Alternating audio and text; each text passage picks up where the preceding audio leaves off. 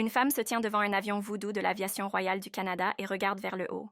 Au début de l'entrevue, elle est assise devant l'avion, face à la caméra. Mon nom est Diane Pitre. Les conséquences de la purge, pour moi, m'a fait sentir comme si j'étais pas vraiment adapte pour être dans les forces, que j'étais moins qu'une personne. C'était traumatique,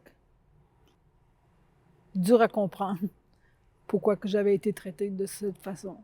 J'avais peur de la question « Pourquoi tu es sortie des forces? » Je détestais la question.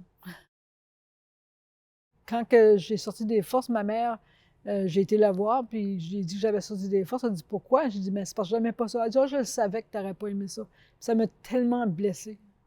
Ça m'a tellement. Parce que moi, maman, oui, j'aimais ça, mais je pouvais pas lui dire pourquoi. L'effet de la purge m'a mis dans le distant des gens. J'avais pas confiance aux gens. J'avais perdu mon sens de joie de vivre. Pour moi, les effets émotionnels de la purge, c'était l'anxiété, beaucoup d'anxiété. Peur de parler à les gens que j'étais gay parce que j'avais peur que ça se répète. À mes nouveaux emplois, c'était la même chose. J'avais toujours peur, si quelque chose arriverait, que je perdrais mon emploi à nouveau. J'ai toujours gardé mon uniforme.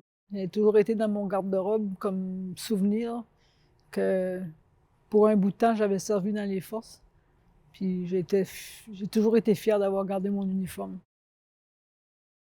Le logo du Musée de l'aviation et de l'espace du Canada apparaît sur un fond blanc. Il est suivi de l'adresse du site web ingeniumcanada.org. Le titre, développé avec le soutien généreux de la Société Musée national de l'air, apparaît suivi du mot symbole du gouvernement du Canada.